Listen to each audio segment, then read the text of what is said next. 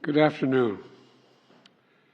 You know, there are moments in this life, and I mean this literally, when the pure, unadulterated evil is unleashed on this world. The people of Israel lived through one such moment this weekend. The bloody hands of the terrorist organization Hamas, a group whose stated purpose for being is to kill Jews.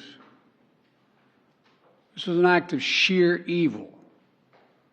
More than 1,000 civilians slaughtered, not just killed, slaughtered in Israel. Among them, at least 14 American citizens killed. Parents butchered using their bodies to try to protect their children. Stomach-turning reports of babies being killed. Entire families slain. Young people massacred while attending a musical festival to celebrate peace. Women raped, assaulted, paraded as trophies.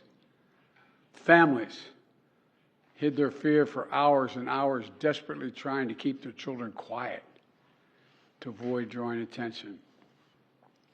And thousands of wounded, alive but carrying with them the bullet holes and the shrapnel wounds and the memory of what they endured. You all know these traumas never go away. There's still so many families desperately waiting to hear the fate of their loved ones, not knowing if they're alive or dead or hostages. Infants in their mother's arms, grandparents in wheelchairs, Holocaust survivors abducted and held hostage. Hostages whom Hamas has now threatened to execute in violation of every code of human morality. It's abhorrent. The brutality of Hamas, these bloodthirstiness brings to mind the worst rampages of ISIS. This is terrorism. But sadly, for the Jewish people, it's not new. This attack has brought to the surface painful memories and the scars left by a millennia of anti-Semitism and genocide of the Jewish people. So in this moment, we must be crystal clear. We stand with Israel. We stand with Israel.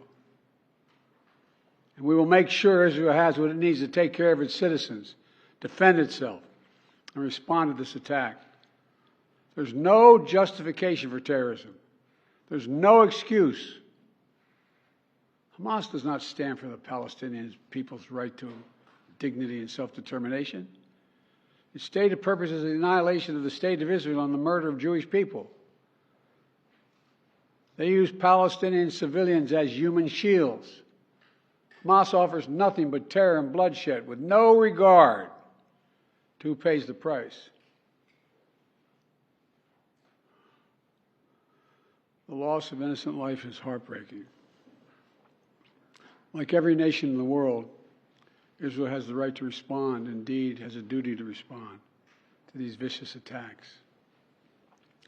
I just got off the phone with a third call with Prime Minister Netanyahu, and I told him the United States experience what Israel is experiencing, our response would be swift, decisive, and overwhelming.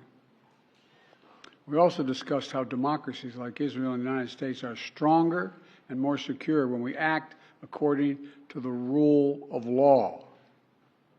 Terrorists purposely target civilians, kill them. We uphold the laws of war, the law of war. It matters. There's a difference. Today, Americans across the country are praying for all those families that have been ripped apart. A lot of us know how it feels. It leaves a black hole in your chest when you lose family. Feeling like you're being sucked in.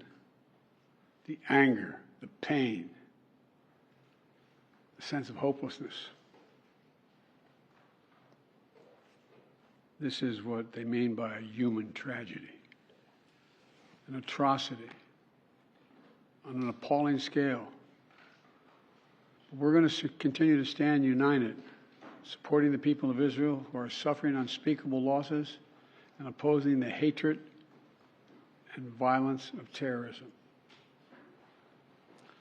My team has been in near constant communication with our Israeli partners and partners all across the region and the world from the moment this crisis began. We're surging additional military assistance, including ammunition and interceptors, to replenish Iron Dome. We're going to make sure that Israel does not run out of these critical assets to defend its cities and its citizens.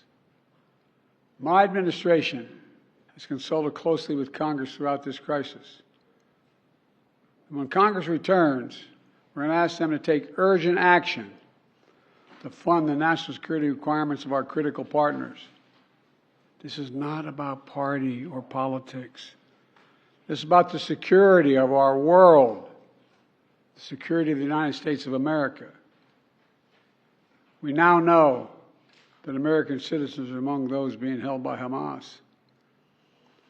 I've directed my team to share intelligence and deploy additional experts from across the United States government to consult with and advise Israeli counterparts on hostage recovery efforts. Because as president, I have no higher priority than the safety of Americans being held hostage around the world. The United States has also enhanced our military force posture in the region to strengthen our deterrence. The Department of Defense has moved the USS Gerald R. Ford Carrier Strike Group to the Eastern Mediterranean and bolstered our fighter aircraft presence. And we stand ready to move in additional assets as needed. Let me say again, to any country, any organization, anyone thinking of taking advantage of this situation, I have one word: don't. Don't. Our hearts may be broken, but our resolve is clear. Yesterday I also spoke with the leaders of France, Germany, Italy, and UK to discuss the latest developments with our European allies and coordinate our united response. This comes on top of days of steady engagement with partners across the region. We're also taking steps at home. In cities across the United States of America, police departments have stepped up security around centers of Jewish life.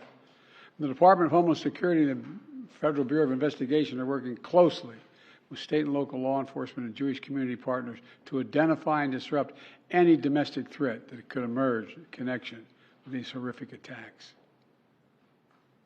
This is a moment for the United States to come together, to grieve with those who are mourning. Let's be real clear. There is no place for hate in America. Not against Jews, not against Muslims, not against anybody. We reject. What we reject is terrorism. We condemn the indiscriminate evil, just as we've always done. That's what America stands for. You know, just over 50 years ago, I was thinking about it this morning, talking to the Secretary of State, the Vice President in my office. Over 50 years ago, as a young senator, I visited Israel for the first time as a newly elected senator. And I had a long, long trip, a meeting with Golda Meir in her office just before the Yom Kippur War. And I guess she could see the consternation on my face as she described what was being faced. They were facing. We walked outside in that sort of hallway outside her office to have some photos. She looked at me all of a sudden and said, "Would you like to have a photograph?" And so I got up and followed her out. We were standing there silent, looking at the press. She could tell, I guess, I was concerned. She leaned over and whispered to me, she said, "Don't worry, Senator Biden. We have a secret rep in here in Israel." My word is what she said. We have no place else to go. We have no place else to go. For 75 years, Israel has stood as the ultimate guarantor of the security of Jewish people around the world, so that the atrocities of the past could never happen again. And let there be no doubt, the United States has Israel's back. We will make sure the Jewish and democratic state of Israel can defend itself today, tomorrow, as we always have. It's as simple as that. These atrocities have been sickening. We're with Israel. Let's make no mistake. Thank you. Mr. President, what was your reaction?